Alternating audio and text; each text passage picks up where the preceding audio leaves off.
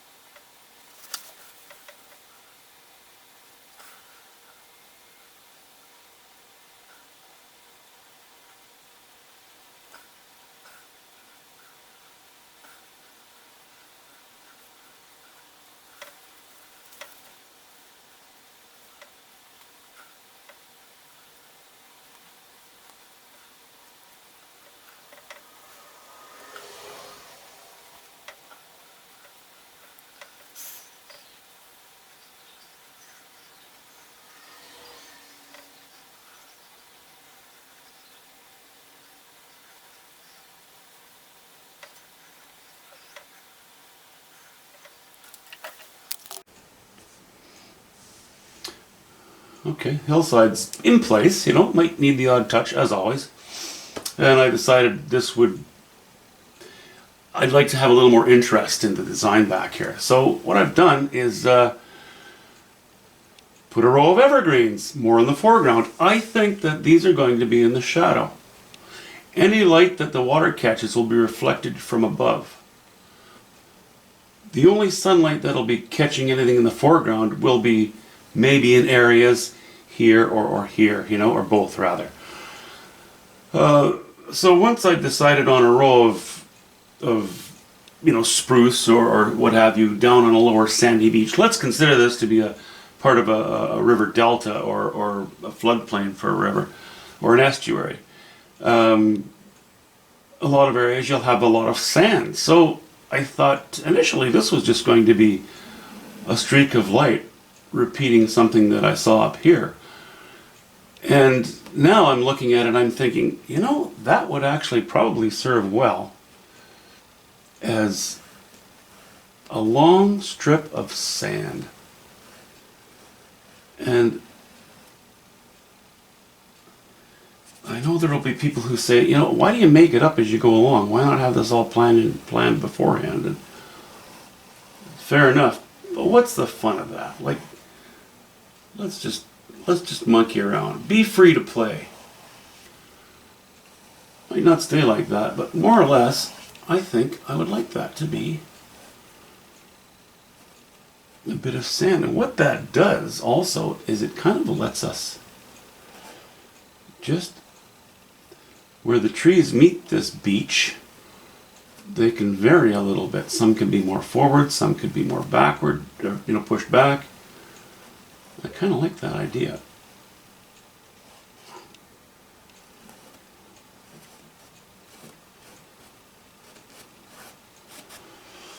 Okay, I think you see what I mean. I'm sure you see what I mean.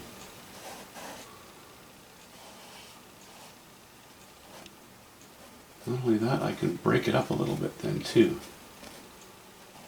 which I don't mind doing. I don't mind not having a steady line, about the same thickness right across the entire painting.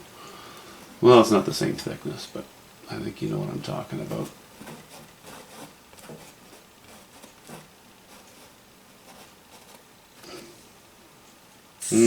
I think that's doing well.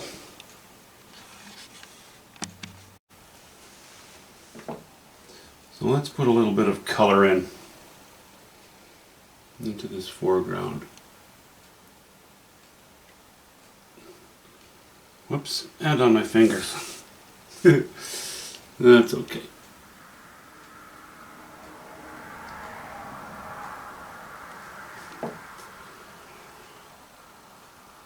Because I want these trees in the shade, then I'm going to go with a bit of a soft mauve. So this is cobalt blue and a little bit of alizarin crimson.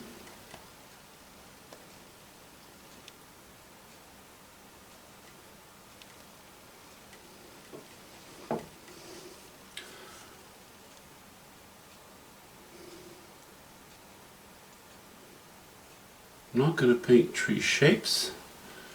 Just somewhat of an indication that there's something back there. I think that anybody who looks at it will be able to tell that those are a bank of trees.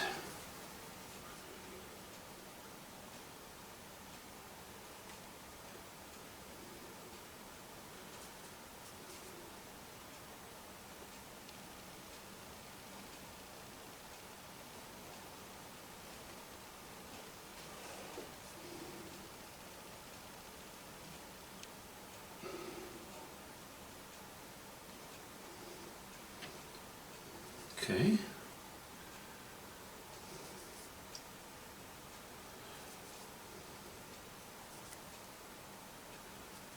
Just keep playing. Again, I have not mixed up a big pile of color. I don't want a big pile of color. I just want to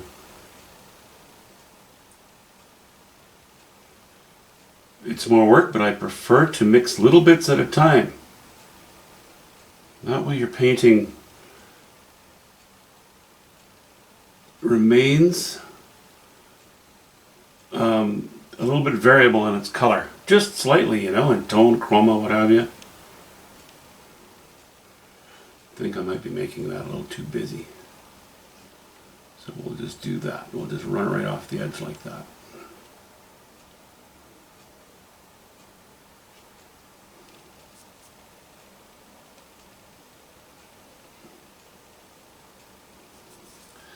Because I'm painting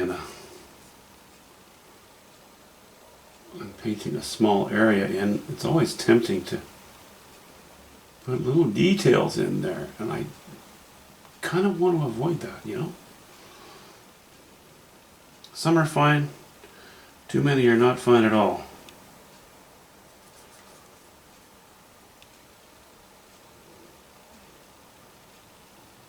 Oh, gotta be careful. I'm adding a little red, but I have to be careful with that because I'm going to end up matching the color of the hill behind there, and I don't want that. Okay, back to blue. I put a little yellow ochre in there for a moment, and I don't think I'm going to continue with that. I want to continue to make sure this looks like it's in the shade.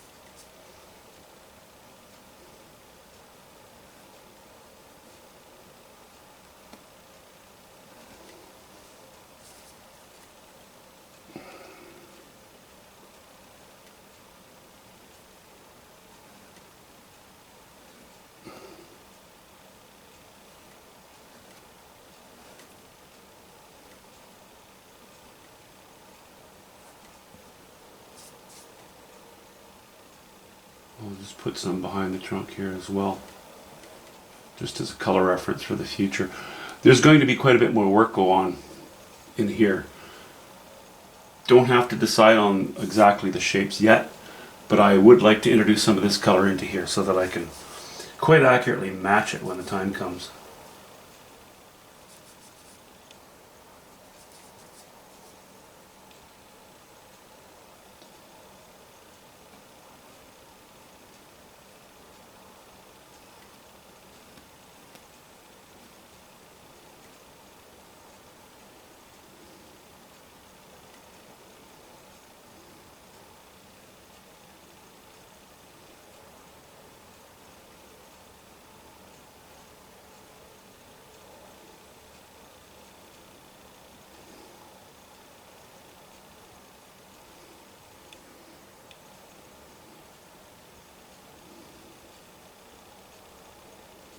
Okay, I think that's boring enough for that area. But now what I'm going to do is just take a little more cobalt blue and add it to my little pile here.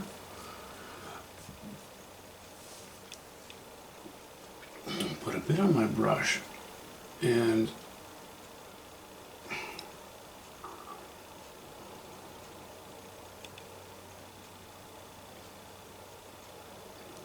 maybe that's a trunk.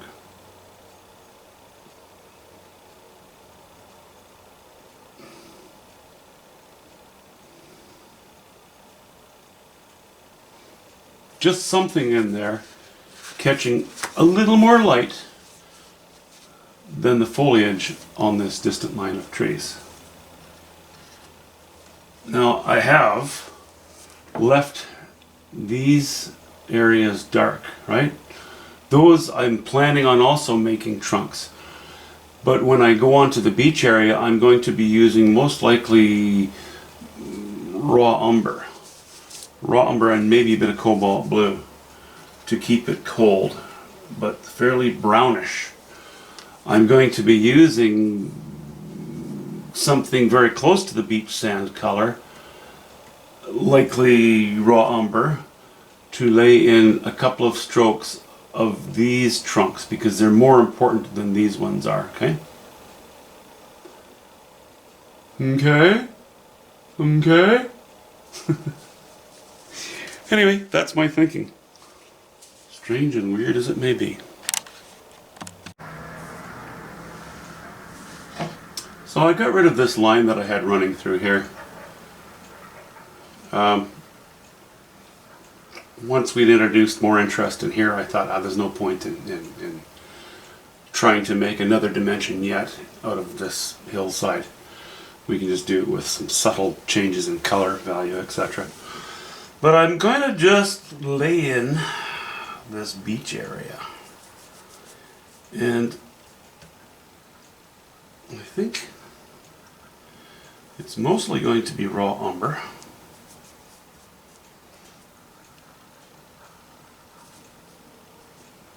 But I've added a bit of cobalt blue because I want it to be cold.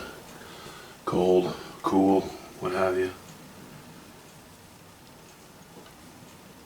And I'm not, I call it a beach, but really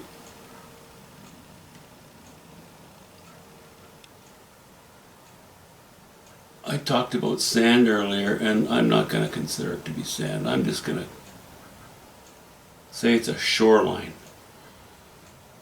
Leave it up to your imagination, because if you have a little sliver of land like this on a painting that is this small, are you really going to paint sand? Are you out of your mind?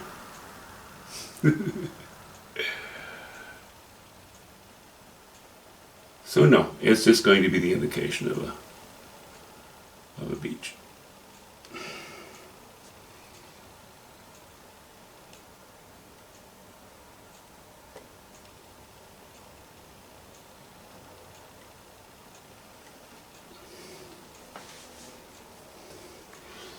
I'm not saying it's not sand, it's just I'm not going to claim it. Oh, that was a bit of a dicey stroke.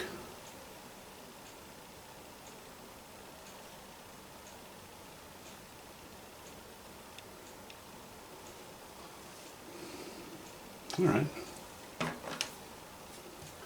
I know how to deal with that way. Maybe I'm being too fussy.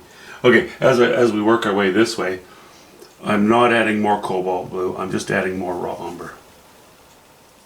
So it'll go a little brown, gonna go a little higher in value.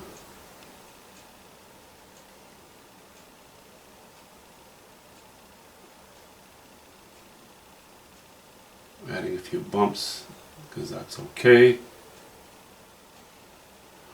Alright, I think I'm still too blue and still too low in value.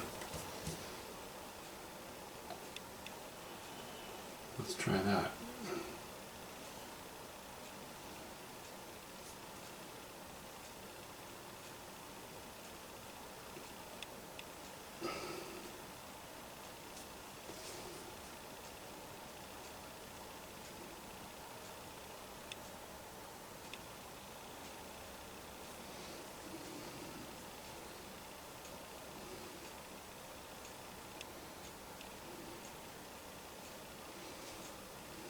Okay, and more raw umber, and more white. We'll keep raising that value.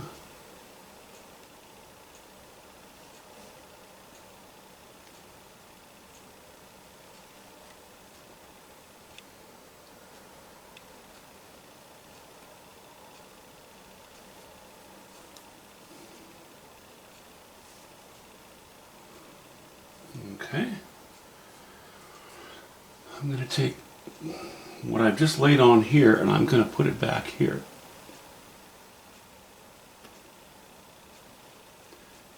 Because it's going away from the focal area again. And I don't want, I'd like the temperature of the paint to be a little cooler.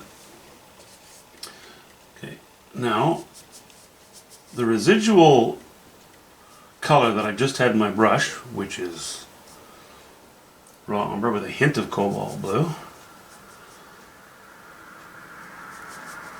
it's all the cobalt blue that's going to be in there, because I'm actually laying in, I just mixed another batch of only raw umber.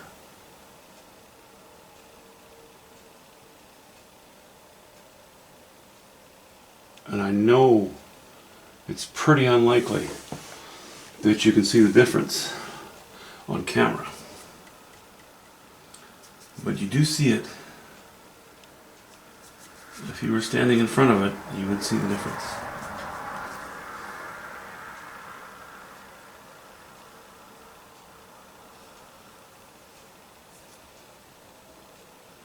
We'll try to give things a little bit of shape, but not much. I don't want to go higher value.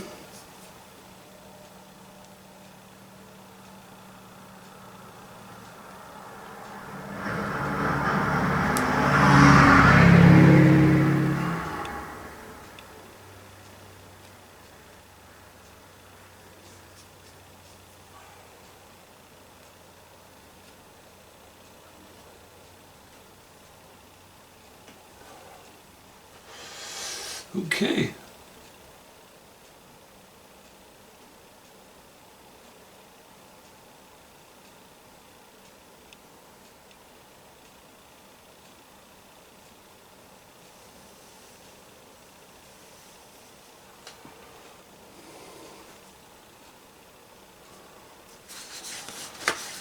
Now, we're going to add just a hint of yellow ochre to this raw umber and gray mixture. Just a hint. And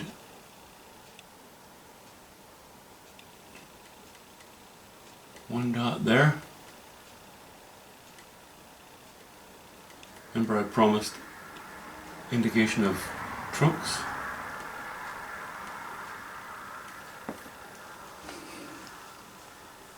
That's it.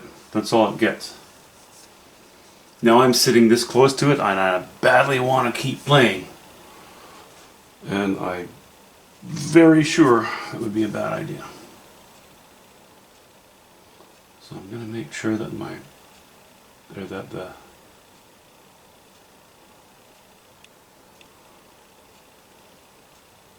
shoreline here is going to work.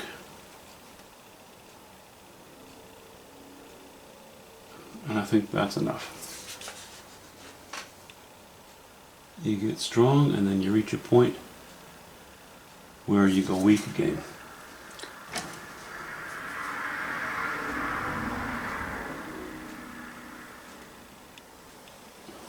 All right.